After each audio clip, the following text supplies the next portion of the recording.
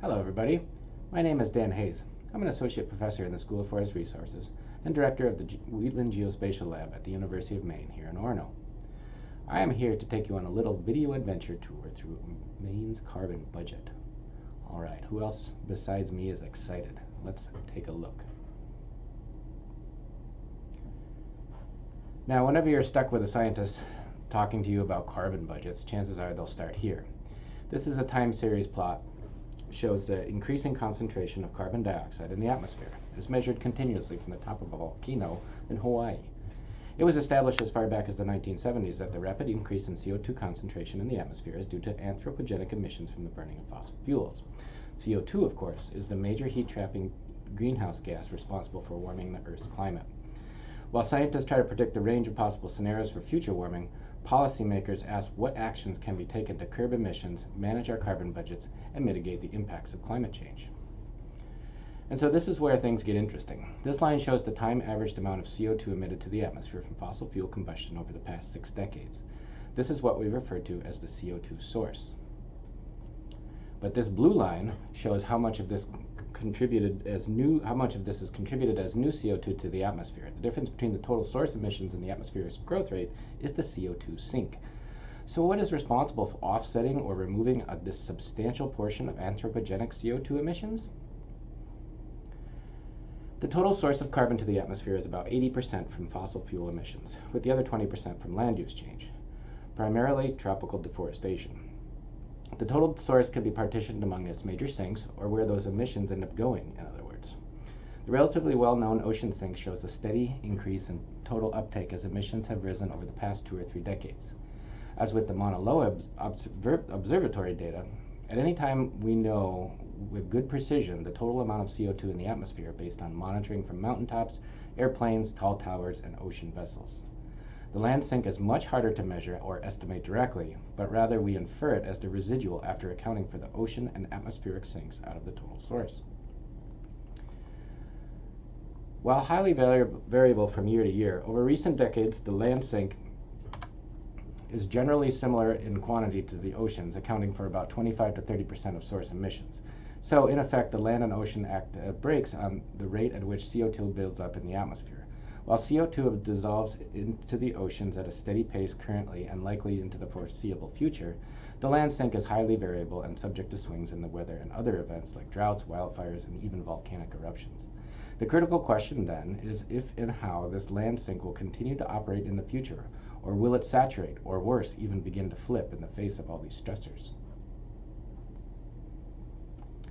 In order to predict the future land sink with some level of confidence, we need to have a good understanding of what controls it and how it operates. In this well-known study, scientists compiled inventory statistics from around the world and found that nearly all of the sink on land can be accounted for in the Earth's forests. So you may be thinking, hey, we've got a lot of forest in Maine, right? What are they doing for a carbon budget? Well, that's a great question, and one that the group of us got together here to figure out, or at least to make our first best guess at, the state of Maine's carbon budget. We took a simple bookkeeping approach toward an initial estimate by collecting data on the carbon stocks of the major compartments in the budget. We then synthesized these data into a budget accounting for the flows of carbon among these various compartments in a series of what we might call our back-of-the-envelope calculations. Before we dig into the numbers, though, let's build a conceptual model of the pools and fluxes of carbon within our system. In other words, let's organize our budget so that we can plug in our numbers for the main compartments of carbon stocks and the amounts transferred among them. First, let's look at the forest sector. Trees take up huge amounts of atmospheric CO2 in photosynthesis. A big portion of this carbon uptake is returned to the atmosphere through plant maintenance respiration as well as decomposition as trees shed their leaves, drop their branches, and eventually die. The resulting net uptake is the small balance between these large fluxes, and the carbon gained is then stored in live biomass, forest litter and other dead material, and in soil organic matter. Importantly, in managed forests, live biomass can be removed in harvesting, and a portion of that carbon is transferred to the wood products pools. We can keep track of the fate of this carbon, whether it goes to the short-lived products like paper or longer-term storage in saw logs, for example. As the carbon in these wood products is burned or decays in landfills, carbon is released back to the atmosphere as CO2 and methane. Finally, some portion of the carbon in soils is transferred to the aquatic system, where it dissolves and flows through the lakes and rivers. Next, let's include the agricultural sector. While growing and consuming crops is often considered a zero-sum result in terms of the overall budget, carbon can be stored or released from agricultural soils depending on tilling and other management practices. Livestock like cows, pigs, and sheep consume much of the crop biomass that is grown, and they contribute to the net source of agricultural carbon, a large part of which is methane emissions. Urban areas typically act as a net sink, with carbon taken up and stored in trees, shrubs, and grasses. Urban areas are expanding in most places, albeit not as rapidly in Maine as in other parts of the country. Wetland plants take up carbon very slowly, but can store it for long periods in their cold, saturated soils. There is a net loss of wetland carbon in the budget when they are drained and converted to other land uses like agriculture and urban areas. As with forest soils, dissolved carbon from these other land uses is transferred to the inland water system. The aquatic carbon that is not stored in sediments is either released back to the atmosphere as CO2 and methane outgassing, or is exported to the ocean. In coastal ecosystems, carbon is accumulated as sediment in the biomass of eelgrass and salt marsh vegetation.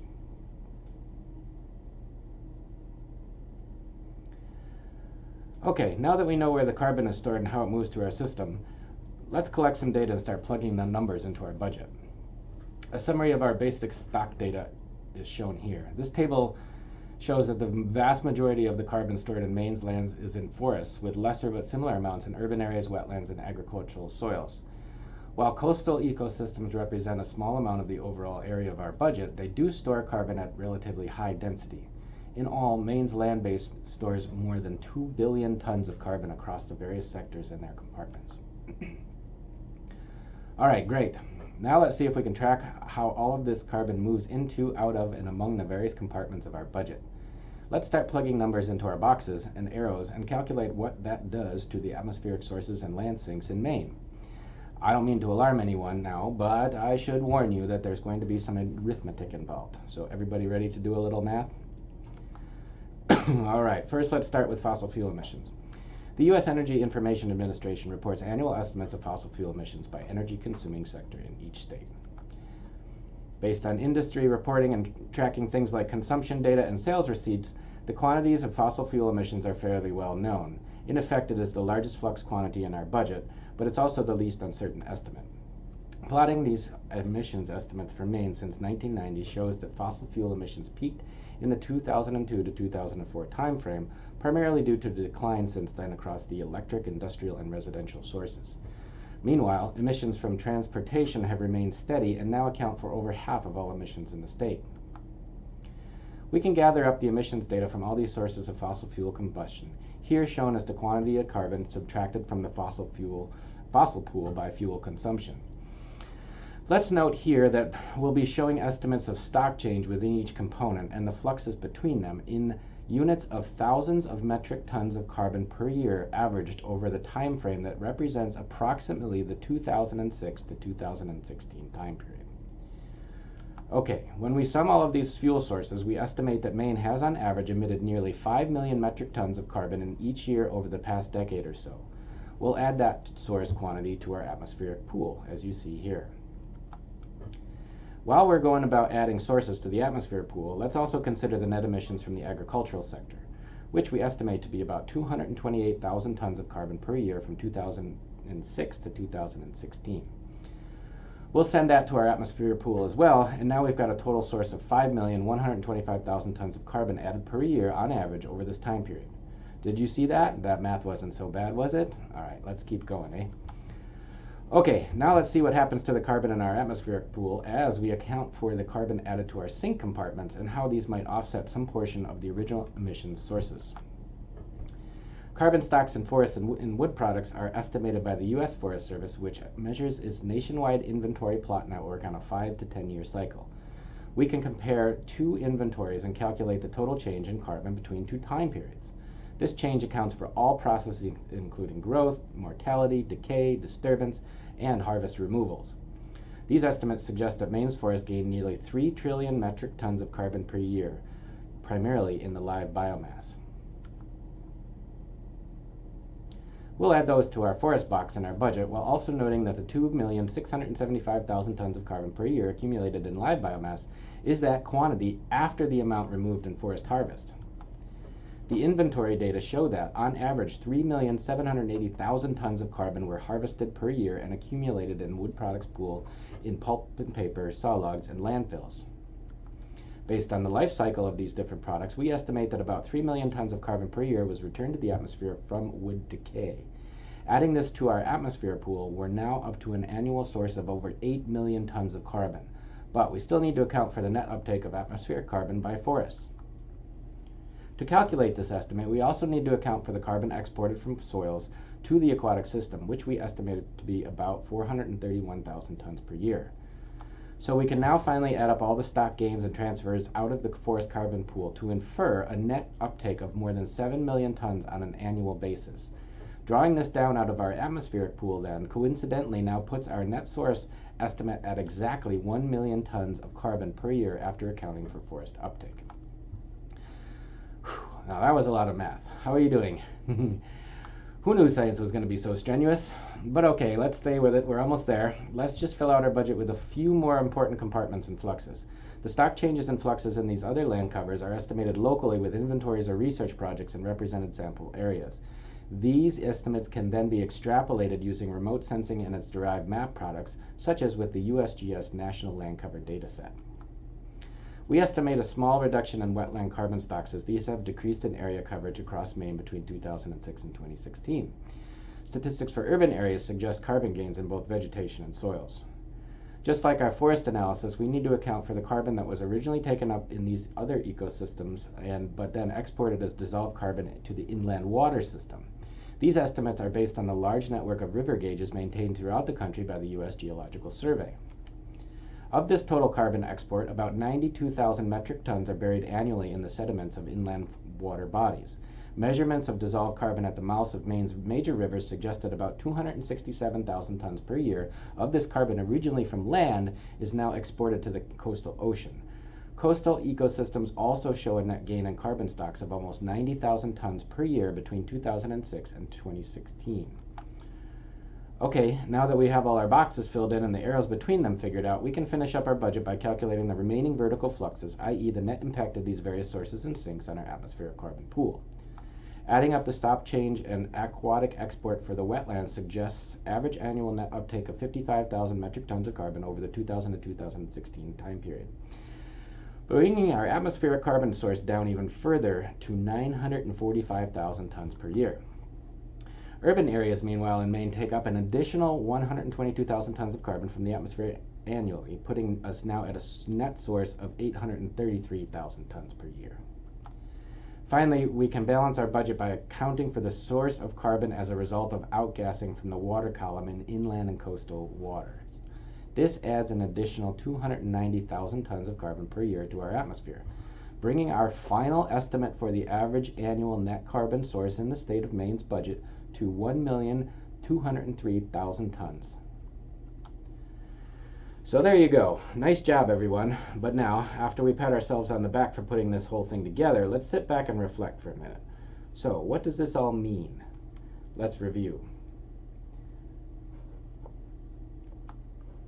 Let's go back to our original estimate for the average annual fossil fuel emissions from Maine's energy-consuming sectors. Taking the balance of net uptake in forests and net release from the decay of wood products, we get an average of 4,125,000 tons of carbon per year sequestered in Maine's forest sector. This represents about a 75% offset on its 4,897,000 tons of fossil fuel carbon emissions each year. Considering the net balance of the other land sectors, our budget shows a net 78% offset on fossil emissions. But then adding back in the inland and coastal water sources, we arrive at a total sink offsetting 75% of the state's fossil fuel emissions over the approximate 10-year period around 2006 to 2016. As with the global study we saw earlier, it appears that it is also generally applicable in this case in Maine, where the forest sector accounts for basically the entirety of the land sink. So, overall, this budget shows that of the nearly 5 million tons of annual carbon emissions in Maine, a little over 1 million, or about 25%, remains in the atmosphere after drawdown in Maine's lands and waters. We can simplify the budget and visualize the contributions of the various major components. The forest sector, including forest growth and wood product storage, is by far the major contributor to the overall budget, offsetting 75% of fossil fuel emissions and accounting for nearly all of the land sink.